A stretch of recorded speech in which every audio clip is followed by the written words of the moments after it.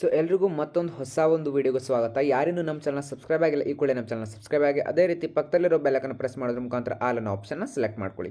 ನಾವು ಮಾಡೋ ಪ್ರತಿಯೊಂದು ವೀಡಿಯೋಸ್ ಕೂಡ ನಿಮಗೆ ನೋಟಿಫಿಕೇಶನ್ ಮುಖಾಂತರ ಬರುತ್ತೆ. ಸೊ ಸುಮಾರಷ್ಟು ನಮಗೆ SBI ಆಶಾ ಸ್ಕಾಲರ್ಶಿಪ್ ಬಗ್ಗೆ ಕೇಳ್ತಾ ಇದ್ರಿ. ಸರ್, ಈ ಒಂದು ಸ್ಕಾಲರ್ಶಿಪ್ ಜೆನ್ಯೂನ್ ಆಗಿದೆ ಅಥವಾ ಟ್ರಸ್ಟೆಡ್ ಆಗಿದೆ ಹೇಗೆ ಅಂತ. ಸೊ ಫಸ್ಟ್ ನೀವು ಈ ಒಂದು ವೀಡಿಯೋನ ಸ್ಕಿಪ್ ಮಾಡಲಿಕ್ಕೆ ಹೋಗಬೇಡಿ, ವೀಡಿಯೋನ ಕಂಪ್ಲೀಟ್ ಆಗಿ ನೋಡಿ. ಏನಕ್ಕಂತಂದರೆ ಈ ಒಂದು ಸ್ಕಾಲರ್ಶಿಪ್ಗೆ ನೀವು ಅಪ್ಲೈ ಮಾಡಬೇಕಂದ್ರೆ ಸ್ವಲ್ಪ ಸುಮಾರಷ್ಟು ಸರ್ಕಸನ್ನು ಮಾಡಬೇಕು. ಇದು ಒಂದು ಟ್ರೂಲಿ ಜೆನ್ಯೂನ್ ಸ್ಕಾಲರ್ಶಿಪ್ ಬಂದುಬಿಟ್ಟು ಪ್ರತಿ ವರ್ಷ ಇದು ಭಾರತದ ಮೂಲೆಯಲ್ಲಿರ್ತಕ್ಕಂತಹ ಒಂದು ಪ್ರತಿಭಾವಂತ ವಿದ್ಯಾರ್ಥಿಗಳಿಗೆ ವರ್ಷಕ್ಕೆ 7ರಿಂದ 8,000 ವಿದ್ಯಾರ್ಥಿಗಳಿಗೆ ಈ ಒಂದು ಸ್ಕಾಲರ್ಶಿಪ್ಪನ್ನು ಕೊಡ್ತಾರೆ. ಸೊ ಹಾಗಿದ್ರೆ ಎಲಿಜಿಬಿಲಿಟಿ ಏನು, ಸ್ಕಾಲರ್ಶಿಪ್ಪನ್ನು ಹೇಗೆ ಅಪ್ಲೈ ಮಾಡೋದು, ಪ್ರತಿಯೊಂದನ್ನು ಕೂಡ ನಾನು ಈ ಒಂದು ವೀಡಿಯೋದಲ್ಲಿ ನಿಮಗೆ ತಿಳಿಸ್ಕೊಡ್ತಾ ಹೋಗ್ತೀನಿ. ವೀಡಿಯೋನ ಯಾರು ಕೂಡ ಸ್ಕಿಪ್ ಮಾಡಬೇಡಿ, ವೀಡಿಯೋನ ಸ್ಕಿಪ್ ಮಾಡಿದ್ರೆ ನಿಮಗೆ ಮಾಹಿತಿ ಇನ್ಕಂಪ್ಲೀಟ್ ಆಗುತ್ತೆ. ಸೊ ಬನ್ನಿ ಹಾಗಿದ್ರೆ ನೋಡೋಣ. ಸೊ ಫಸ್ಟ್ ಬಂದುಬಿಟ್ಟು ಈ ಒಂದು ಸ್ಕಾಲರ್ಶಿಪ್ ಯಾರಿಗಪ್ಪ ಅಂತಂದರೆ ಸ್ಕೂಲ್ ಸ್ಟೂಡೆಂಟ್ಸ್ ಅಂತಂದರೆ ಅಬೋವ್ 5th ಸ್ಟ್ಯಾಂಡರ್ಡಿನ ಮೇಲ್ಗಡೆ ಕಲಿತಕ್ಕಂಥ ವಿದ್ಯಾರ್ಥಿಗಳಿಗೂ ಹೌದು. UG ಸ್ಟೂಡೆಂಟ್ ಅಂತಂದರೆ ಯಾರು ಅಂಡರ್ ಗ್ರಾಜುಯೇಷನ್ ಮಾಡ್ತಾ ಇದ್ದಾರೆ ಅಂತಹ ಒಂದು ವಿದ್ಯಾರ್ಥಿಗಳಿಗೆ, PG ಸ್ಟೂಡೆಂಟ್ ಪೋಸ್ಟ್ ಗ್ರಾಜುಯೇಷನ್ ವಿದ್ಯಾರ್ಥಿಗಳಿಗೆ, ಮೆಡಿಕಲ್ ಸ್ಟೂಡೆಂಟ್ಸ್ ಮತ್ತು IIT students, IIM Indian institute of management ಆಗಿರ್ಬೋದು, ಇಂಡಿಯನ್ ಇನ್ಸ್ಟಿಟ್ಯೂಟ್ ಆಫ್ ಟೆಕ್ನಾಲಜಿ ಆಗಿರ್ಬೋದು, ಇಂಥ ಮತ್ತು ಓವರ್ಸೀಸ್ ಸ್ಟೂಡೆಂಟ್ಸ್ ಅಂತಂದರೆ ಯಾರು ಫಾರ್ ಎಕ್ಸಾಂಪಲ್ ಟೆಕ್ನಿಕಲ್ ಫೀಲ್ಡ್ ಮಾಡ್ತಾ ಇರ್ತೀರಾ, IIT ಆಗಿರ್ಬೋದು, ITI ಆಗಿರ್ಬೋದು, ಈ ಥರ ಬೇರೆ ಒಂದು ಕೋರ್ಸ್ಗಳಲ್ಲಿ ಓದ್ತಕ್ಕಂಥ ವಿದ್ಯಾರ್ಥಿಗೂ ಈ ಒಂದು ಸ್ಕಾಲರ್ಶಿಪ್ ಅಪ್ಲೈ ಆಗುತ್ತೆ. ಸೊ ಹಾಗಿದ್ರೆ ಇದು ಬಂದುಬಿಟ್ಟು ಫಸ್ಟ್ ಸ್ಕಾಲರ್ಶಿಪ್ ಏನಂತಂದರೆ 15,000ದಿಂದ up to 20 lakhs depending on ನಿಮ್ಮ ಕೋರ್ಸ್ ಮೇಲೆ ಇದು ಡಿಪೆಂಡ್ ಆಗಿರುತ್ತೆ. ಅದಾದ ನಂತರ ಇದಕ್ಕೆ ಎಲಿಜಿಬಲ್ ಏನಂತಂದರೆ ಮಿನಿಮಮ್ 75% ನೀವು ಕಂಪಲ್ಸರಿಯಾಗಿ ತೆಗೆದಿರಲೇಬೇಕು, ಅಥವಾ 7 CGPI ಕೂಡ ನೀವು ಪ್ರೀವಿಯಸ್ ಇಯರಲ್ಲಿ ತೊಗೊಂಡಿದ್ರೆ ಸಾಕು. ಅಂಥ ವಿದ್ಯಾರ್ಥಿಗಳು ಈ ಒಂದು ಸ್ಕಾಲರ್ಶಿಪ್ಗೆ ಅಪ್ಲೈ ಮಾಡ್ಬೋದು.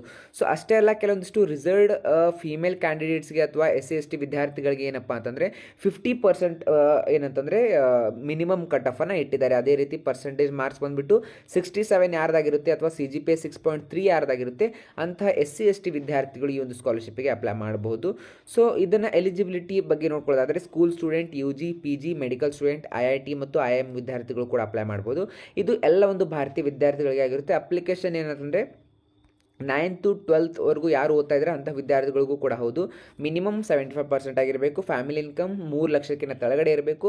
ಅದಾದ ನಂತರ ಏನಂತಂದರೆ 10% ರಿಲ್ಯಾಕ್ಸೇಷನ್ ಯಾರಿಗಿದೆಯಪ್ಪ ಅಂತಂದರೆ SC/ST ವಿದ್ಯಾರ್ಥಿಗಳಿಗೆ ಇದೆ.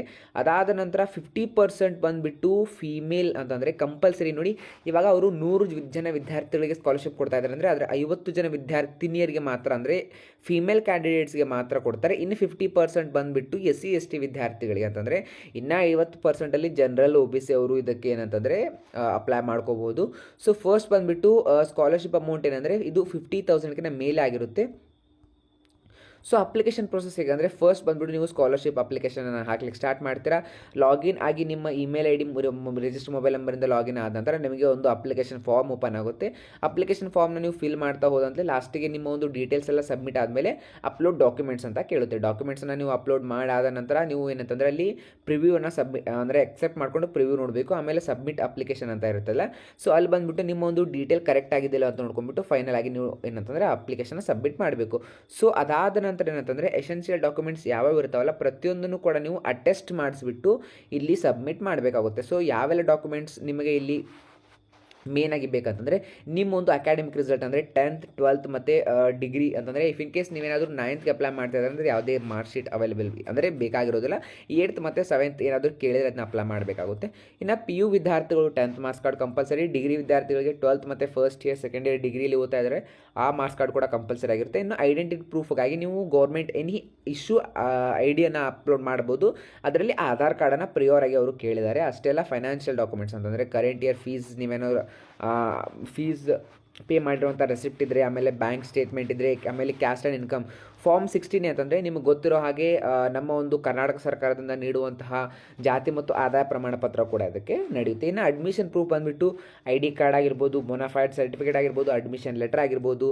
ಸೊ ಇನ್ನು ಪರ್ಸ್ನಲ್ ಡಾಕ್ಯುಮೆಂಟ್ ಬಂದುಬಿಟ್ಟು ನಿಮ್ಮ ಒಂದು ಫೋಟೋಗ್ರಾಫ್ ಮತ್ತು ಎಡಿಷ್ನಲ್ ಡಾಕ್ಯುಮೆಂಟ್ ಏನಂದರೆ caste and income certificate.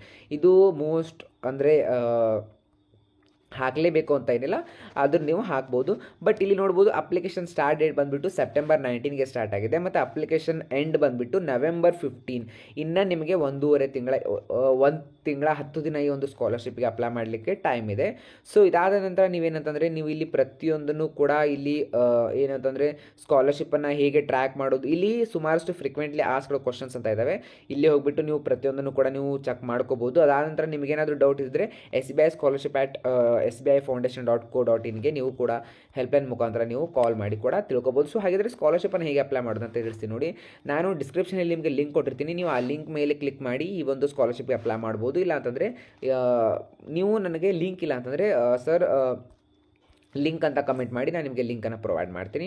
So ಸ್ಕಾಲರ್ಶಿಪ್ಗೆ ಹೀಗೆ ಅಪ್ಲೈ ಮಾಡೋದು ಅಂತಂದರೆ ನೀವು ಓಪನ್ ಮಾಡಿರುವಂತಹ ಈ ಒಂದು ವೆಬ್ಸೈಟ್ ಅಂದರೆ ಲಿಂಕ್ ಮೇಲೆ ಕ್ಲಿಕ್ ಮಾಡಿದಾಗ ನಿಮಗೆ ಈ ರೀತಿಯ ಒಂದು ಇಂಟರ್ಫರೆನ್ಸ್ ಓಪನ್ ಆಗುತ್ತೆ.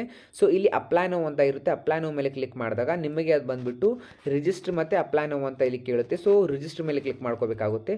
ರಿಜಿಸ್ಟರ್ ಮೇಲೆ ಕ್ಲಿಕ್ ಮಾಡಿದ ನಂತರ ನಿಮ್ಮ ಒಂದು ಫಸ್ಟ್ ಅಕೌಂಟನ್ನು ಕ್ರಿಯೇಟ್ ಮಾಡಬೇಕು. ನಿಮ್ಮ ಒಂದು name, last name, email ID, mobile number, password, confirm password ಇದನ್ನೆಲ್ಲವನ್ನು ಕೊಟ್ಟ ನಂತರ ಏನಂತಂದರೆ ನಿಮಗೆ ಒಂದು ಅಕೌಂಟ್ ಕ್ರಿಯೇಟ್ ಆಗುತ್ತೆ. ಸೊ ಅಕೌಂಟ್ ಕ್ರಿಯೇಟ್ ಆದ ನಂತರ ಬಂದುಬಿಟ್ಟು ಇಲ್ಲಿ ಅಪ್ಲೈ ನೌ ಮೇಲೆ ಕ್ಲಿಕ್ ಮಾಡಬೇಕಾಗುತ್ತೆ. ಸೊ ಅಪ್ಲೈ ನೌ ಮೇಲೆ ಕ್ಲಿಕ್ ಮಾಡಿ ಏನಂತಂದರೆ ಲಾಗಿನ್ ಮಾಡಬೇಕಾಗುತ್ತೆ. ಸೊ ಐದರ್ ಮೊಬೈಲ್ ನಂಬರ್ ಮತ್ತು ಪಾಸ್ವರ್ಡಿಂದ ಅಥವಾ ಇಮೇಲ್ ID ಮತ್ತು ಪಾಸ್ವರ್ಡಿಂದ ಇಲ್ಲಿ ಲಾಗಿನ್ ಆಗಿಬಿಟ್ಟು ಈ ಒಂದು ಸ್ಕಾಲರ್ಶಿಪ್ಗೆ ನೀವು ಅಪ್ಲೈ ಮಾಡ್ಬೋದು. ಇದು ಒಂದು 100% ಸ್ಕಾಲರ್ಶಿಪ್. ನಿಮಗೇನಾದರೂ ಈ ಒಂದು ಸ್ಕಾಲರ್ಶಿಪ್ ಬರುತ್ತೋ ಇಲ್ವೋ ಅಂತ ಡೌಟ್ಸ್ ಇದ್ದರೆ ನೀವು SBI.foundation.scholarship.in ಅನ್ನೋ ವೆಬ್ಸೈಟ್ಗೆ ಹೋಗಿಬಿಟ್ಟು ಪ್ರೀವಿಯಸ್ಲಿ ಸೆಲೆಕ್ಷನ್ ಆಗಿರುವಂತಹ ವಿದ್ಯಾರ್ಥಿಗಳ ಲಿಸ್ಟನ್ನು ಕೂಡ ನೀವು ನೋಡ್ಬೋದು. ಆ್ಯಂಡ್ ಅವರ ಒಂದು ಕಟ್ ಆಫ್ ಮಾರ್ಕ್ಸನ್ನು ಕೂಡ ನೀವು ನೋಡಿ ಈ ಒಂದು ಸ್ಕಾಲರ್ಶಿಪ್ ಜೆನ್ಯೂನ್ ಆಗಿದೆಯೋ ಇಲ್ವೋ ಅಂತ ತಿಳ್ಕೊಂಡು ಮಾಡ್ಬೋದು. ಸೊ ಆದಷ್ಟು ಈ ಒಂದು ವಿಡಿಯೋನ ಶೇರ್ ಮಾಡಿ. ಏನಕ್ಕಂತಂದರೆ ಈ ಒಂದು ವಿಡಿಯೋದಲ್ಲಿ ನಾನು ಅಪ್ಲೈ ಮಾಡೋ ಪ್ರತಿಯೊಂದು ವಿಡಿಯೋನು ನಿಮಗೆ ತೋರಿಸ್ತಾ ಹೋದರೆ ಈ ವಿಡಿಯೋ ಲಾಂಗ್ ಆಗುತ್ತೆ.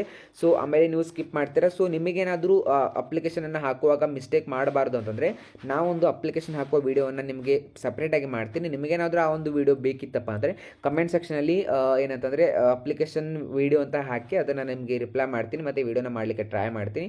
ಸೊ ಈ ಒಂದು ವಿಡಿಯೋ ಇಷ್ಟ ಆಗಿದ್ದರೆ ಲೈಕ್ ಮಾಡಿ, ಶೇರ್ ಮಾಡಿ. ಅದೇ ರೀತಿ ನಿಮ್ಮೊಂದು ವಾಟ್ಸಪ್ ಗ್ರೂಪ್ಗಳಲ್ಲಿ ಶೇರ್ ಮಾಡೋದ್ರ ಮುಖಾಂತರ ಈ ಒಂದು ಚಾನಲ್ಗೆ ಪ್ರೋತ್ಸಾಹ ನೀಡಿ ಅಂತ ಹೇಳ್ತೀನಿ. ಸೊ ಮತ್ತೆ ಮುಂದಿನ ವಿಡಿಯೋದಲ್ಲಿ ಸಿಗೋಣ. Thank you.